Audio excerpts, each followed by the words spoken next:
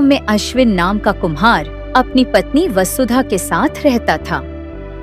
अश्विन मिट्टी के बर्तन बनाकर अपने परिवार का गुजारा करता था, पर अश्विन के मटके ज्यादा बिकते नहीं थे, जिस वजह से वह काफी ज्यादा परेशान रहता था।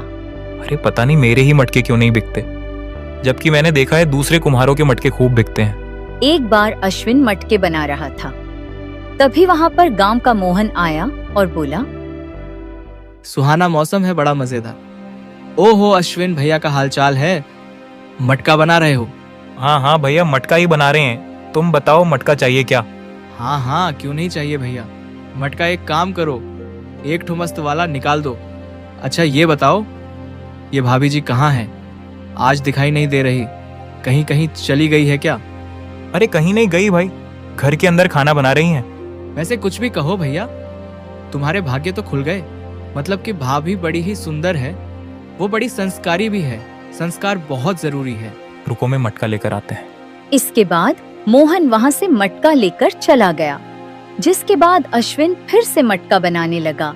तभी वहाँ पर वसुधा आई और बोली, अजी खाना तैयार है, आप खाना खा लीजिए चलकर। अरे नहीं नहीं, मेरा मन नहीं है, तुम रहने दो, मैं नहीं खाऊंगा। अजी क्यों मन नहीं है? आप खाना खा लीजिए, तब तक मैं यहाँ बैठी हूँ। यह सुनकर अश्विन खाना खाने के लिए चला गया। धीरे धीरे समय गुजर रहा था। अश्विन को काफी सारी दिक्कतों का सामना करना पड़ता था, पर वसुधा उसका पूरा साथ देती थी। अजी आप इतने परेशान क्यों होते हैं? अगर ईश्वर ने चाहा तो सब कुछ ठीक हो जाएगा। हे वसुधा, तुम बहुत ही अच्छी हो, चाहे सुख हो या दुख, तुम हमेशा मेरा साथ देती हो। अजी मैं आपकी पत्नी हूँ, साथ क्यों नहीं दूंगी? यह सुनकर अश्विन काफी ज्यादा खुश हो गया। एक बार अश्विन मिट्टी लाने के लिए जंगल गया, जिस पर वसुधा ने अपने आप से कहा, क्या मैं ये सही कर रही हूँ? मुझे अपने पति को असलियत बता देना चाहिए। मैं उनसे झूठ बोलकर अच्छा नहीं कर रही। वहीं दूसरी तरफ अश्विन जंगल आया और अच्छी मिट्टी की तलाश करने लगा, पर उसे कहीं अच्छी मिट्टी नहीं मिली, जिससे वह काफी ज्यादा परेशान हो गया। अरे मुझे तो कहीं भी अच्छी मिट्टी मिल ही नहीं रही, अब करूं तो मैं क्या करूं? इसके बाद वह एक पेड़ के नीचे गया, जहां उसे अच्छी मिट्टी दिखाई दी। ऐसा करता हूँ, यहीं से अच्छी मिट्टी उठा लेता हूँ। हाँ, यह कहकर उसने मिट्टी को निकाला और मिट्टी लेकर घर आ गया। मिट्टी लाने के बाद उसने घर के बाहर मिट्टी को रख दिया और वसुधा को आवाज दी, वसुधा, ओ वसुधा, देखो मैं मिट्टी लेकर आ गया हूँ। अपने पति की आवाज सुनकर वसुधा बाहर आई और मुस्कुराकर बोली, अजी आप आ गए? हाँ हाँ मैं आ गया, और सुनो, आज रात में ही सारे बर्तन बना लूंगा, बहुत सारा काम बचा हुआ है। रात में बनाने की क्या जरूरत है, सुबह बनाएंगे आराम से। अरे क्यों बनाएंगे आराम से? अरे तुम मुझे रात में काम करने क्यों नहीं देती हो भाई? रात में मेरा मन लगता है काम करने में। हाँ नहीं तो? अजी रात में आपको बहुत सारी दिक्कत होगी, वैसे भी रात में दिखाई कहाँ देगा, अब इसलिए। अरे तुम हो तो तुम मुझे दीपक दिखा देना, मैं मिट्टी के बर्तन बना दूंगा। वैसे भी कल के लिए मटके नहीं है, मटका लेने कोई आएगा तो क्या कहेंगे, काम ही नहीं किया। अजी नहीं नहीं, मैंने मना कर दिया ना, कल सुबह आराम से बनाना, और वैसे भी ग्राहक नहीं आने वाले। यह सुनकर अश्विन ने कुछ नहीं कहा। धीरे धीरे रात गहरी हुई। वसुधा ने देखा अश्विन आराम से सो चुका था और उसने अपने आप से कहा, अब मुझे चले जाना चाहिए, यही सही समय है, कहीं ऐसा ना हो देर हो जाए। यह कहकर वसुधा दबे पांव वहां से चली गई। अगली सुबह अश्विन उठा तो उसने देखा वसुधा आराम से सो रही थी। उसे सोता देख अश्विन काफी खुश हुआ और घर के बाहर आया तो हैरान था, क्योंकि जहाँ पर कल एक भी मटका नहीं था, वहाँ पर आज बहुत सारे मटके बने हुए थे और उनमें एक सुनहरे रंग का मटका रखा हुआ था, जिसे देखकर वह काफी ज्यादा हैरान हुआ। अरे बाप रे बाप, ये क्या चक्कर है भाई? अरे सुनहरे रंग का मटका, ये तो ऐसे लग रहा है जैसे सोने का हो, पर अचानक से इतने सारे मटके आ कहाँ से गए? जबकि रात में तो मैंने मटके बनाए ही नहीं, यह क्या चक्कर है? तभी वहाँ पर वसुधा आ गई। वसुधा ने जब मटकों को देखा तो वो भी काफी ज्यादा हैरान हुई और बोली, अजी इतने सारे मटके, मैंने मना किया था ना रात में मटके मत बनाना, फिर भी आपने रात में बना दिए। अरे नहीं नहीं वसुधा, ये सब इतने सारे मटके हमने नहीं बनाए। क्या? अगर आपने नहीं बनाए तो फिर इतने सारे मटके कहाँ से आ गए? अरे यही तो हमारे समझ में नहीं आ रहा कि इतना मटका आया कहाँ से। और ये देखो, ये तो सोने का मटका है। क्या सोने का मटका? पर अजय, हमारे घर पर सोने का मटका कहाँ से आ सकता है? यही तो कह रहे हैं कि हमें खुद ही समझ में नहीं आ रहा कि आखिरकार ये चमत्कार कैसे हो गया। यह सुनकर वसुधा भी थोड़ी हैरान हुई। वहीं दूसरी तरफ गांव में चुड़ैल का आतंक धीरे धीरे फैलता जा रहा था, जिससे गांव वाले काफी ज्यादा परेशान थे। अरे भैया, कल यहाँ अचानक से चुड़ैल आ गई। पता नहीं कहाँ से आ गई, कुछ समझ ही नहीं आ रहा। हाँ भैया, बिल्कुल सही कह रहे हो। यह चुड़ैल रात के समय निकलती है जब सभी सो जाते हैं। अरे कल एक आदमी जंगल के रास्ते से जा रहा था, सुना है चुड़ैल ने उसे मार डाला। हे ईश्वर, अब हम लोग कहाँ जाएंगे भाई? क्योंकि हमें तो गांव आने जाने के लिए जंगल के रास्ते से ही आना जाना होता है। पर भैया, चुड़ैल तो रात के समय ही आती है ना, दिन में तो कोई दिक्कत ही नहीं है। अरे तो क्या हो गया, अभी रात के समय आती है, फिर दिन के समय भी आया करेगी। चुड़ैल है, कोई चांद थोड़ी है जो रात ही को आएगा। हाँ भैया, सही कह रहे हो। क्या पता उसकी भूख बढ़ जाए तो क्या दिन क्या रात, हमें तो कभी भी वह शिकार बना ले। पर हमें इसका उपाय ढूंढना ही पड़ेगा। अरे क्या हल ढूंढेंगे, कुछो नहीं कर पाएंगे। हमें इस बारे में महाराज से बात करनी चाहिए, वही कुछ करेंगे। हाँ हाँ, तुम बिल्कुल सही कह रहे हो। चलो हम लोग महल चलते हैं। यह कहकर वह लोग राजा के पास आए। राजा ने जब गांव वालों को देखा तो कहा, क्या बात है, आप लोग यहाँ पर क्यों आए हैं? क्या हो गया? महाराज महाराज, हमारी मदद कीजिए। गांव में एक चुड़ैल ने आतंक मचा रखा है महाराज, कोई भी सुरक्षित नहीं है। ये क्या कह रहे हो तुम? चुड़ैल ने आतंक मचा रखा है? हाँ हाँ महाराज, वो चुड़ैल रात के समय आती है और लोगों को उठाकर ले जाती है। यह सुनकर राजा भी काफी ज्यादा परेशान हुए और उन्होंने कहा, ओहो, अगर ऐसी बात है तो तुम लोग चिंता मत करो, मैं इसका कोई ना कोई हल निकालता हूँ। चलो तुम लोग अभी जाओ, मैं देखता हूँ कि क्या करना है। यह सुनकर गांव वाले वहां से चले गए, जिस पर राजा ने मंत्री से कहा, हम शंकरदास जी, अचानक से ये चुड़ैल कहाँ से आ गई? तुम्हें कुछ पता है इसके बारे में? चुड़ैल? कैसी चुड़ैल? नहीं महाराज, मुझे तो इसके बारे में कुछ भी नहीं पता। अगर आप बताएं तो मैं पता करूं।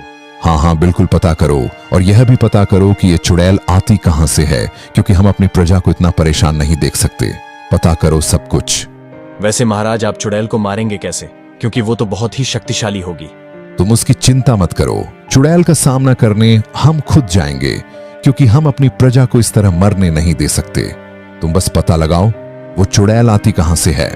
यह सुनकर मंत्री वहां से चला गया।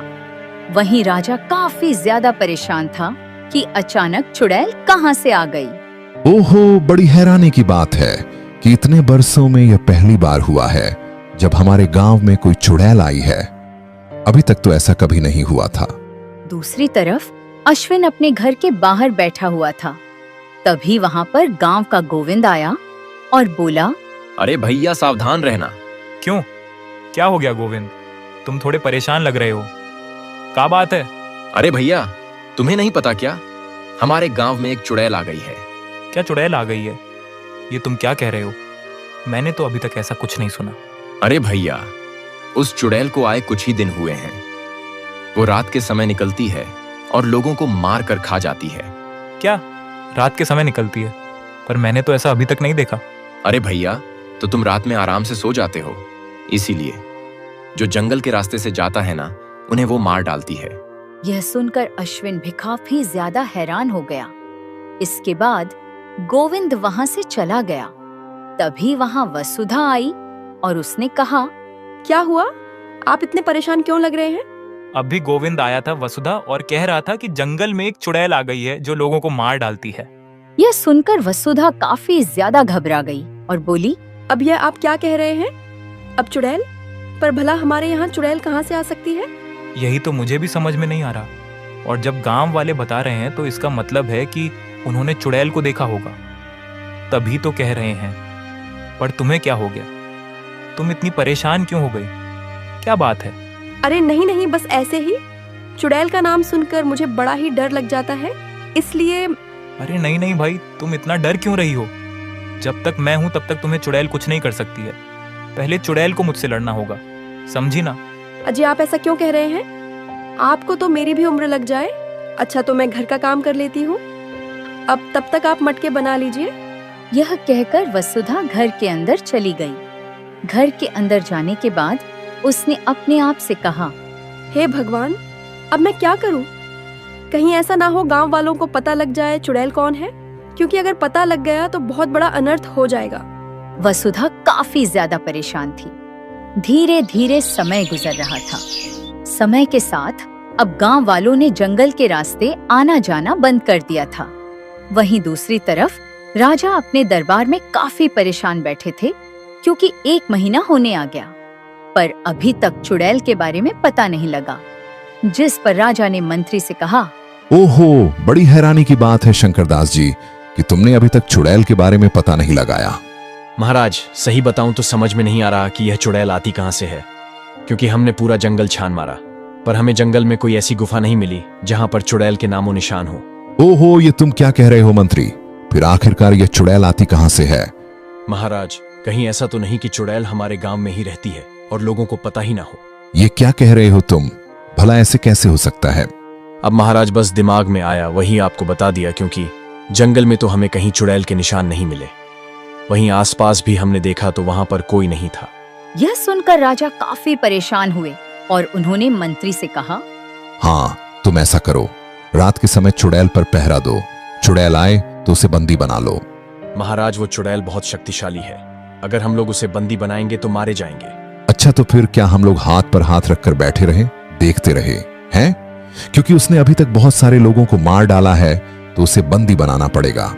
महाराज, वो सिर्फ उन्हीं लोगों को मारती है जो उससे डर जाते हैं या फिर उस पर हमला करते हैं, क्योंकि कुछ लोग बच भी गए हैं। और मैंने उनसे बात की तो उन्होंने कहा कि चुड़ैल ने उन्हें कुछ नहीं किया, बस चुपचाप जाने दिया। यह सुनकर राजा भी थोड़े हैरान हुए। एक रात अश्विन आराम से सो रहा था, तभी अचानक उसकी आंख खुल गई और जब उसने अपने बगल में देखा तो वहां पर वसुधा नहीं थी, जिसे देखकर वो काफी ज्यादा हैरान हुआ। अरे वसुधा, ये वसुधा कहाँ चली गई? ओ, इतनी रात में भला कहाँ जा सकती है? अश्विन ने देखा तो दरवाजा खुला हुआ था, जिसे देखकर वो और ज्यादा हैरान हुआ। अरे ये दरवाजा भी खुला हुआ है, आखिरकार ये चली कहाँ गई इतनी रात को? क्या कहूँ इसको? अश्विन काफी देर तक वसुधा का इंतजार करता रहा।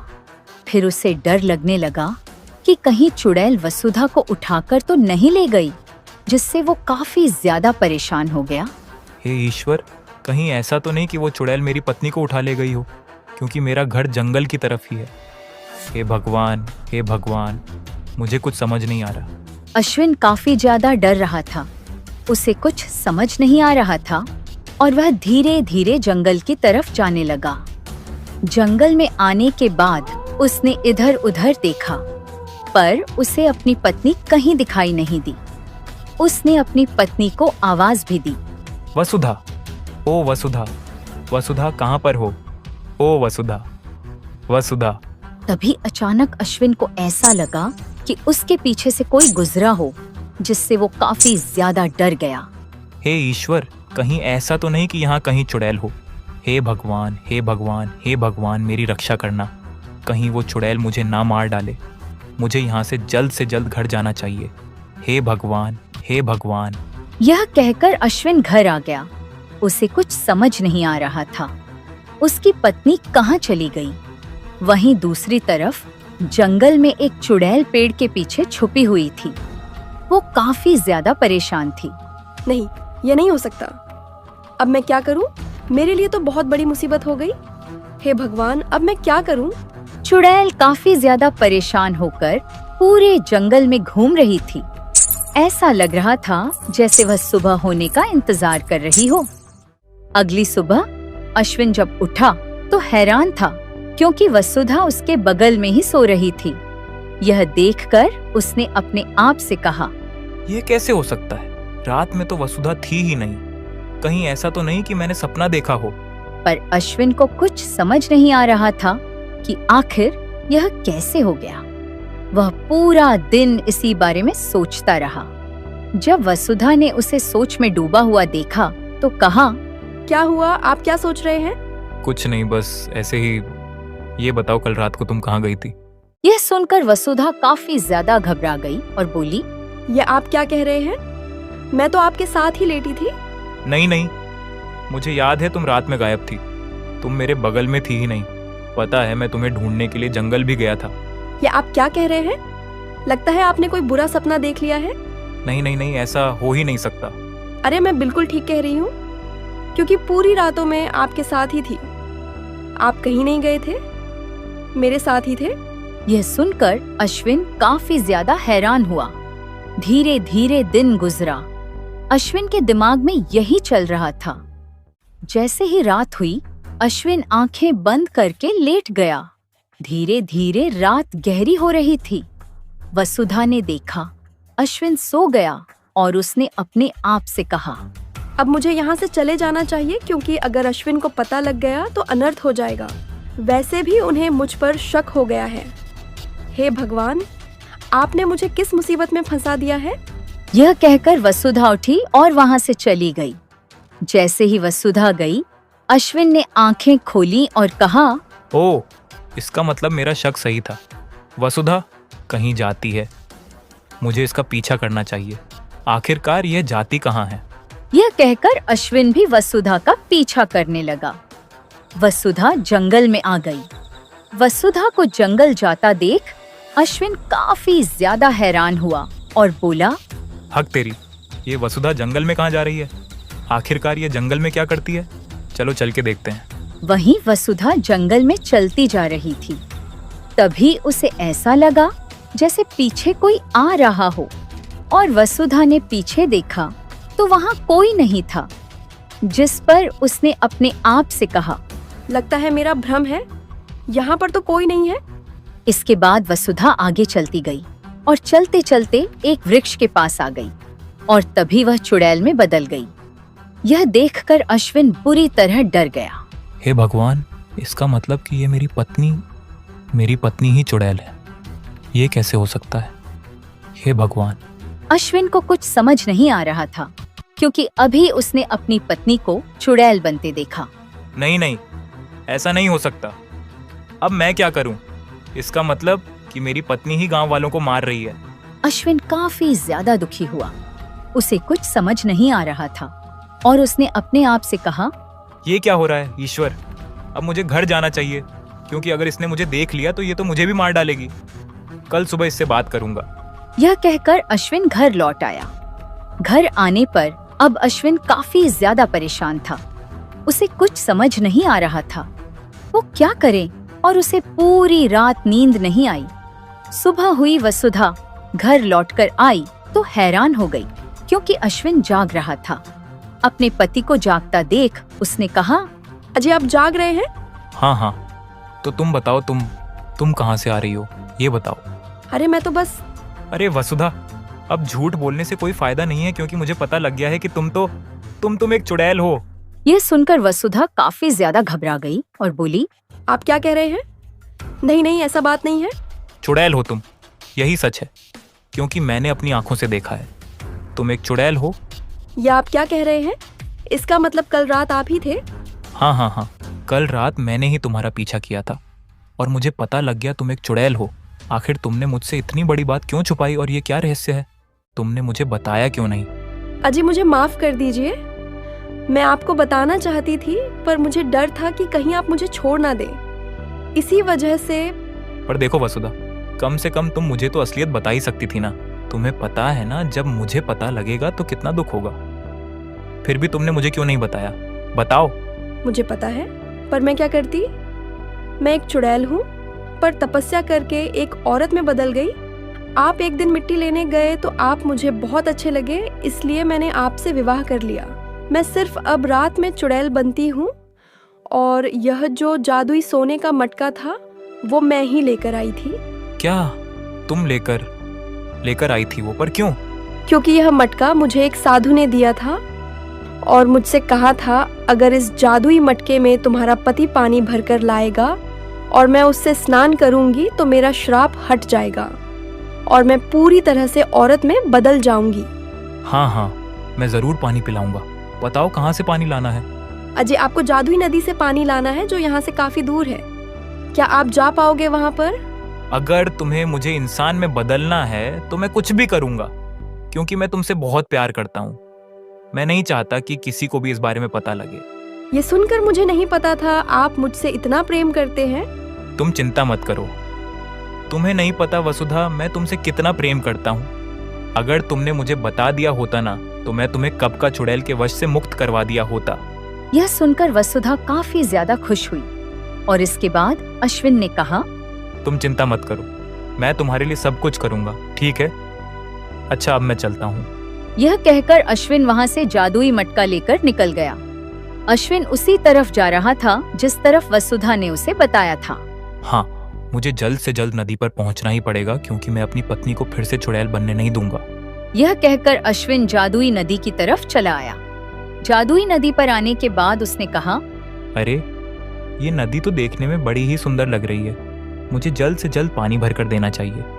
हाँ। यह कहकर अश्विन ने जादुई मटके में पानी भर लिया और वह वहां से घर आ गया। घर आने पर अश्विन ने वसुधा को मटके का पानी दिया और कहा, वसुधा, अब तुम जल्दी से स्नान कर लो। मैं जादुई नदी का पानी लेकर आया हूँ, यह लो। जादुई नदी का पानी देखकर वसुधा काफी ज्यादा खुश हुई और बोली, अजय, आप तो बहुत जल्दी आ गए। मैंने अपने मन में ठान लिया था कि मैं तुम्हें आज रात चुड़ैल नहीं बनने दूंगा। बस इसी वजह से मैं जल्दी आ गया। लो। यह सुनकर वसुधा काफी ज्यादा खुश हुई और उसने उस मटके के जल को अपने ऊपर डाल दिया, जिससे वसुधा को चुड़ैल वंश से छुटकारा मिल गया था और अब वो बहुत खुश थी। और उसने अपने पति से कहा, आज मैं बहुत खुश हूँ क्योंकि आज आपकी वजह से ही मुझे चुड़ैल वंश से छुटकारा मिला है। हाँ हाँ, अब मैं बहुत खुश हूँ वसुधा, क्योंकि तुम्हारे साथ साथ अब गांव वालों को भी चुड़ैल से छुटकारा मिल गया। पर हमें हमेशा इस बात को रहस्य ही रखना होगा, नहीं तो गांव वाले हमसे कभी बात नहीं करेंगे। हाँ, आप चिंता मत कीजिए, ये बात किसी को पता नहीं लगेगी। ये बात आज यहीं खत्म हो जाएगी। यह सुनकर अश्विन काफी ज्यादा खुश हुआ। इसके बाद अश्विन ने कहा, अच्छा, यह बताओ वसुधा, अब हम इस मटके का क्या करेंगे? अजी, यह मटका जादुई है, इससे हम जो कुछ भी मांगेंगे वो पूरा हो जाएगा। क्या बात कर रही हो? तो क्या इसका मतलब ये हुआ कि यह इच्छाएं पूरी करने वाला मटका है? हाँ हाँ, बताइए, आपको क्या चाहिए है? मैं तो बस ये चाहता हूँ कि हम लोग अमीर हो जाएं, क्योंकि फिर हम लोग अपनी जिंदगी आराम से गुजार पाएंगे। यह कहते ही मटके ने बहुत सारा धन उन लोगों को दे दिया, जिसे देखकर अश्विन और वसुधा काफी ज्यादा खुश हुई। इस पर अश्विन ने कहा, हाँ, अब हमें इस मटके को राजा जी को दे देना चाहिए। क्या कहती हो वसुधा? ये आप क्या कह रहे हैं? अगर महाराज को मटका देंगे तो महाराज 10 तरह की बातें करेंगे। मुझे पता है, पर तुम चिंता मत करो, मैं महाराज को समझा दूंगा, क्योंकि अगर ये मटका हमारे पास रहा तो मुसीबत की जड़ बना रहेगा, क्योंकि लोगों को कभी ना कभी तो पता लग ही जाएगा कि इस मटके का सच क्या है। आप बिल्कुल ठीक कह रहे हैं, मैं भी आपके साथ चलूंगी महल। इसके बाद वह दोनों महल के लिए निकल गए। महल में आने के बाद उन्होंने राजा को जादुई मटका दिया, जिसे देखकर राजा काफी हैरान हुए और बोले, हाँ, ये जादुई मटका तुम लोगों के पास कहाँ से आया? महाराज, ये जादुई मटका हमें एक साधु महाराज ने दिया था। क्या साधु महाराज ने? पर क्यों तुम्हें साधु महाराज ने जादुई मटका क्यों दिया? क्योंकि महाराज, मेरी पत्नी ने उनकी बहुत सेवा की थी, इसलिए। पर हमने सोचा हम ये मटका आपको दे देते हैं, जिससे आप प्रजा का हित कर सकें। यह सुनकर राजा काफी ज्यादा खुश हुआ और बोला, वाह वाह, बहुत अच्छे, यह तो बहुत ही अच्छी बात है। अब हम उस चुड़ैल को पकड़ पाएंगे। वैसे भी उस चुड़ैल ने गांव में बहुत आतंक मचा रखा है। हाँ हाँ, क्यों नहीं महाराज, आप जरूर उस चुड़ैल को पकड़िएगा। अच्छा महाराज, अब आज्ञा दीजिए, हम आपसे विदा लेते हैं, चलते हैं अब। अरे अरे, ऐसे कैसे? तुमने हमें जादुई मटका दिया, इसीलिए तुम्हें इनाम देना तो बनता ही है ना। इसके बाद राजा ने उन्हें बहुत सारा इनाम दिया, जिससे वो लोग बहुत ज्यादा खुश हो गए। और इसके बाद वह लोग वहां से चले आए, जिस पर राजा ने कहा, हाँ, अब हम उस चुड़ैल को छोड़ेंगे नहीं। हाँ हाँ, ये जादुई मटका उन दोनों ने हमें देकर हम पर बहुत बड़ा एहसान किया है, क्योंकि अब हम इस जादुई मटके से अपनी प्रजा को सारी सुख सुविधा देंगे। यह कहकर राजा काफी ज्यादा खुश हुए। वहीं दूसरी तरफ अश्विन और वसुधा घर आ गए और अश्विन ने मुस्कुराकर कहा, चलो हमारा काम तो हो गया। अब महाराज उस चुड़ैल का पता लगाएंगे जो कि अब है ही नहीं। हाँ हाँ, आप बिल्कुल ठीक कह रहे हैं। आज आपकी वजह से ही मैं चुड़ैल योनि से मुक्त हो पाई हूँ। और वैसे कुछ भी कहो वसुधा, मुझे नहीं पता था कि चुड़ैल इतनी खूबसूरत होती है। यह सुनकर वसुधा मुस्कुराने लगी और अब अश्विन और वसुधा काफी ज्यादा खुश थे और आराम से अपनी जिंदगी गुजार रहे थे। वहीं गांव वाले भी काफी खुश थे क्योंकि अब उन्हें चुड़ैल से छुटकारा मिल गया था।